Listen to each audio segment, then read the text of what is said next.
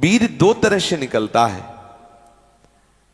एक तो जो घातक है वो उसी के शरीर से निकलेगा जिसने हस्तमैथुन किया है, या गंदी क्रियाएं करके बच्चापन से ही वीर को नष्ट किया है। जैसे 12-13 वर्ष की अवस्था है और उस अवस्था से आप अपने कुसंग के कारण वीर का नाश कर रहे हैं, तो कुछ वर्षों तक हस्तमैथुन करने वाला या अन्य गंदी चेष्टा करने वाला ये नहीं जान पाता है कि इसके द्वारा मेरी हानि हो रही, वो नहीं समझ पाता, क्योंकि जीवनी शक्ति भगवान अपनी तरफ से देते हैं। वो बिल्कुल ना खाए और हस्तमैथुन करे तो भी उसको समझ में नहीं आएगा।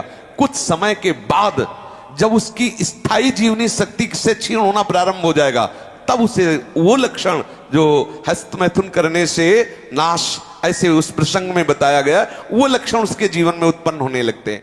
ये जो हस्त क्रिया के द्वारा शक्ति का नाश करते हैं, ये प्रतिक्षण काम से युक्त रहते हैं।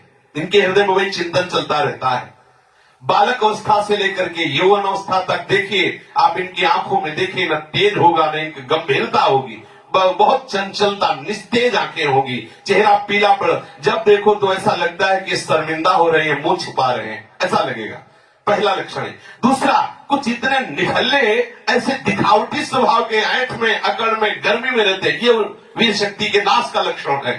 गंभीरता नहीं, शांति नहीं, उदारता नहीं, धैर्य नहीं है, वो अपने को बड़ा दिखाना चाहते हैं, ये सब उसके नाश के लक्षण हैं। जिनका चेहरा आनंद में, देखते ही हृदय में आकर्षण, ये ब्रह्मचर्य का लक्षण है। चेहरा देखो तो उजड़ा हुआ दिखाई देता है, लगता है बिना रोते हुए भी रो रहे हैं, वो सब सिकुड़ गया चेहरा ऐसा। जैसे किसी घर में आग लगा दो, इसके बाद दर्शन करो तो कैसा लगता है, वो ऐसे ही उसका चेहरा होता है जिसने अपने जीवन से खिलवाड़ किया है। जो स्वभाव से ही रुक्ष, चिड़चिड़ा, क्रोधी, बात बात पे एकदम रूखा, चेहरा पीला पड़ रहा, फीका पड़, वो चेहरा पीला प्रेम कर रही, वो चेहरा प्रेम में पीला पड़, प्रेम में नहीं, यहां काम की बात हो रही है। मुख पिया आई, फिर गई, बदल गए तन रंग, ये प्रेम का लक्षण नहीं, ये काम के लक्षण की यहां बात हो रही। वो मुर्दा की तरह निस्तेज, खिन्न छिन्न ऐसे ही घूमता रहता, कोई लक्ष्य नहीं, कोई उद्देश्य नहीं, बात बात में आलस्य, बात बात में गुस्सा। जो गालों में बिना कोई गुलाबी कुछ लगाए जो गुलाबी दिखाई देती है, वो ब्रह्मचर्य की होती है। और जिनके ब्रह्मचर्य क्षीण हो जाते हैं, झाई पड़ जाती है, देखो देखने में तो लगता है, क्योंकि बोले कितने को, बोले 18 के, 18 में तो उसकी दुर्गति हो रही, तो 28 और 48 में क्या होगा। जो काले दाग चेहरे में पड़ने लगते हैं, आंखें धसी नजर आती हैं, गाल पीले नजर आते हैं, नाक के आसपास काले काले दाग यहां ऐसे प्रकट हो जाते हैं, ये सब लक्षण हैं जो उन्होंने अपनी शक्ति का नाश कर दिया। जो इस वीर शक्ति का नाश करते हैं, वो बिना बुढ़ापे के सारे लक्षण बुढ़ापे के उनमें होते हैं। कमर में दर्द है, चला नहीं जा रहा है, थोड़ी चढ़ाई में हांफने लगे, अब अवस्था कितनी, बोले 18 की। इस अवस्था में तो मतलब दिशाएं भी कांपे, वो अवस्था है। अब तो दिखाई नहीं देता कोई जवाल, चित्त में कुचिंताएं, छाती में धड़कन, बिना भय के भयभीत हो जाना, थोड़े से भी दुख में ऐसा सोचना कि मैं आत्महत्या कर लूं, ये सब बातें उसी की कमी से हो रही हैं। ये महापुरुषों के अनुभव की झूठी झूठी बातों में एकदम घबरा जाना, कोई झूठी धमकी दे दे तो बस वो ऐसा लगता है अब क्या करूं, किसी कमरे में बंद हो जाऊं, अपने आप को प्राण हत्या करके बचा लूं, ऐसा मैं अपने शरीर को न, ये सारे के सारे लक्षण उसी में प्रकट होते हैं। जो ब्रह्मचर्य का नाश करता है, नींद ना आना या सोना तो कुंभकर्ण की तरह, मुर्दे की तरह सो जाना, आलस्य, जरा जरा देर में वो निरुत्साहित बातें, आंखों में जलन, भारीपन, ये सब, स्वप्न दोष अधिक होना, ये सब उसी के लक्षण है जो आपने गलतियां की है। अब यदि वो किसी संग के प्रभाव से हस्तमैथुन बंद कर देता है तो उसका वीरपात होगा। अगर वो 3 दिन में वीरपात करता रहा है तो 3 दिन में वीरपात होगा, पक्का होगा, क्योंकि उसका अभ्यास बन गया है। अगर आप ठीक नियम से चलेंगे तो 6 महीना लगेंगे आपको उसको कवर करने में, 6 महीना लगेंगे। और अगर आपने प्रमाद स्थिति की, वो तो निकल ही जाता है, फिर हमको करने से क्यों मना किया जाता है। तो आप देख लेना, कुछ समय बाद आपकी हालत बहुत गंभीर हो जाएगी, जो आप बता भी नहीं पाएंगे किसी से। क्या गंभीर हो जाएगी, आप ऐसे ही साधारण क्रियाओं में ब्रह्मचर्यहीन हो जाएंगे। तो जो नव युवक जन है, साधक जन है, वीरपात में यदि उनका कोई स्मरण नहीं रहा और वीरपात हो रहा तो घबराने की जरूरत नहीं। और यदि स्वप्न में आपने स्त्री आदि का संयोग देखा या कोई ऐसी घर्षण आदि क्रिया हुई या कोई ऐसी कामोत्तेजना जनित और फिर आपका वीरपात होता है तो आपके गंदे विचार और पूर्वाभ्यास के कारण होता है। यह बहुत ही गंदी बीमारी है जो आपको अंदर ही अंदर खोखला करती जाएगी। पहली बात, इस स्वप्न दोष से निकलने के लिए हस्त मैथुन को पूर्णतया बंद कर दिया जाए। अगर आप सदगृहस्थ भी हो चुके हैं तो कुछ महीने के लिए आप अखंड ब्रह्मचर्य का नियम लें जब तक आपका वीरपात होना ठीक ना हो जाए। आप वो हानिकारक जो कामोत्तेजना बढ़ाने वाले भोजन है उनको छोड़िए, जैसे अत्यधिक नमक, बहुत कड़वी लाल मिर्च, और जैसे बहुत ही वो मीट मसाला आदि जो बहुत ही कड़वा तीखा, ऐसा गरम मसाला और बिल्कुल गर्मा गर्म भोजन, ये आपके स्वप्न दोष के ठीक होने की बात है। यदि आप स्वप्न दोष से बचना चाहते हैं तो अत्यधिक नमक, बहुत कड़वी मिर्च, बहुत ही वो उष्ण गर्मा गर्म भोजन, बहुत गर्म मसाले से बना हुआ भोजन और अत्यंत खट्टी चटनी, जैसे इमली की है, कच्चे आम की चटनी है, और मांस। ये जो लोग कहते हैं कि मांस ताकतवर होता है, तुम्हारी चर्बी बढ़ा देगा, ताकत नहीं। ताकत कहते हैं संकल्प शक्ति को। ताकत शरीर शक्ति प्रधानता नहीं होती। संकल्प शक्ति का एक महात्मा पूरे समुद्र को अंजुलि में पी गया। देखो, संकल्प शक्ति, शरीर की शक्ति एक सीमित शक्ति है, संकल्प शक्ति एक महान शक्ति है। जो ब्रह्मचर्य से युक्त होता है उसकी संकल्प शक्ति बढ़ती है। भले आप मांस खा के मोटी चर्बी और आप व्यायाम करके दिखा सकते हैं कि देखो मैं ब्रह्मचर्य क्षीण करता हूं लेकिन बलवान हूं, लेकिन आप आत्मशक्तिहीन है। वो आपका मोटा हो जाना बलवान नहीं है, आपके सुंदर सुंदर मांसपेशियां निकल आना वो बल नहीं है। आप शक्ति, बलवान वो है जो आए हुए आंतरिक वेगों को सह जाए। आए हुए आंतरिक वेग को जो सह गया वही बलवान है। ये जो मछली, अंडा, मांस खाते हैं ये कभी इस रोग से मुक्त नहीं हो पाएंगे। और जो लोग कहते हैं मैं तो खाता हूं मेरे अंदर नहीं, विश्वास मत मानना, पक्का झूठा है वो। जो शराब पीता है वो अपने वीर को पवित्र नहीं रख पाएगा।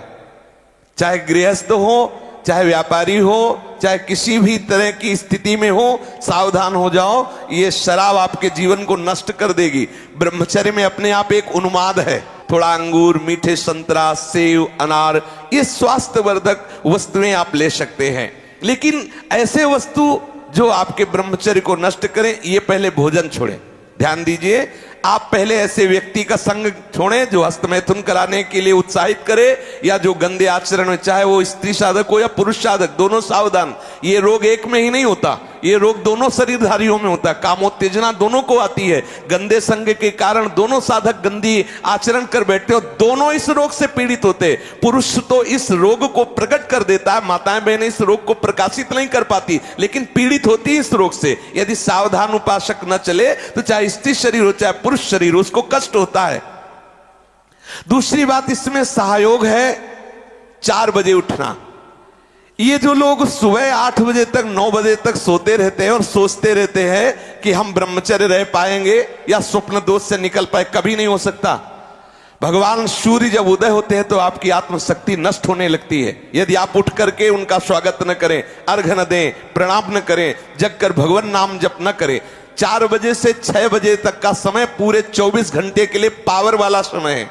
यदि उस समय आप सो रहे हैं तो वो हमारी बात भी न सुने, वो इस काबिल नहीं कि इसको धारण कर सके। जो सुबह 4 बजे से 6 बजे तक सोएगा वो ब्रह्मचारी रह ही नहीं सकता पक्का। कुछ लोगों को लगता है कि 1-2 बजे ही स्वप्न दोष हो जाता है, 4 बजे की आवश्यकता नहीं। तुमने गलत आदतें की, तुमने अपनी नस नाड़ियों को इतनी घर्षण शक्ति से कमजोर कर लिया है कि रोकने की क्षमता नहीं रखी। तो आपको उदास नहीं होना, ऐसा भोजन छोड़ो, ऐसा संग छोड़ो और 4 बजे जगो।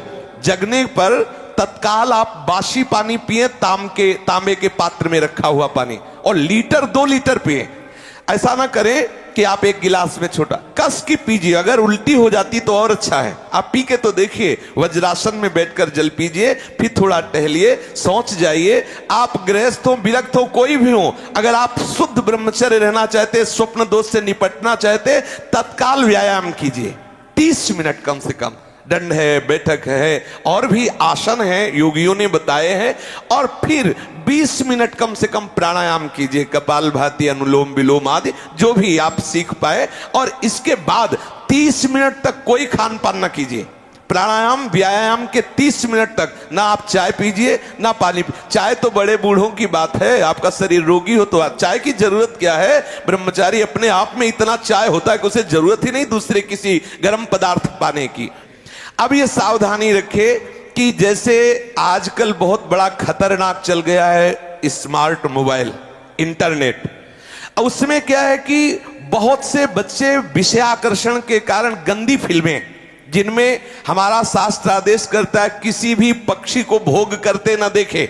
भागवत अन्य शास्त्र भी आदेश करते कोई भी जीव यदि भोग कर रहा हो तो हम ना देखें, और हम मनुष्यों का भोग देखें उसमें।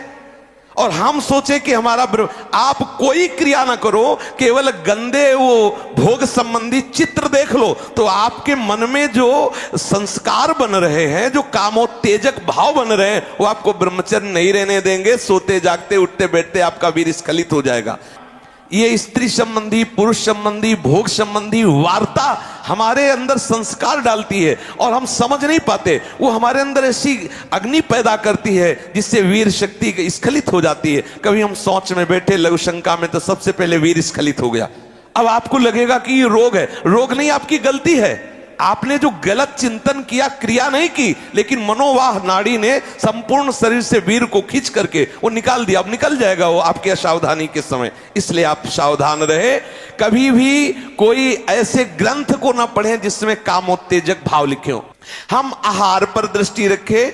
जैसे हम रात्रि के समय शयन करते हैं तो सावधानी रखें कि शयन के 1 घंटा पहले ही दूध ले लें गर्म।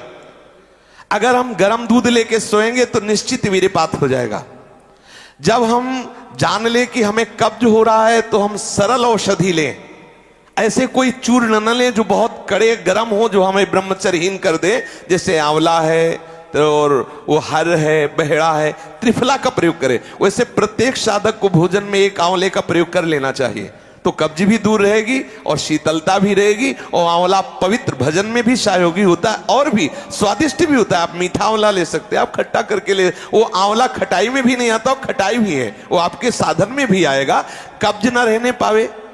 अगर हमारे शरीर में, पेट में कब्ज है तो कब्ज में, आंतों में जो जमा हुआ मल है वो ऐसी उत्तेजना पैदा करेगा कि आपका वीर स्खलित हो जाएगा। इसलिए कब्ज भी ना होने पावे। साधक अगर इन नियमों का पालन करे और भगवत स्मरण प्रधान है। ब्रह्मचर्य में सबसे प्रधान औषधि है स्मरण।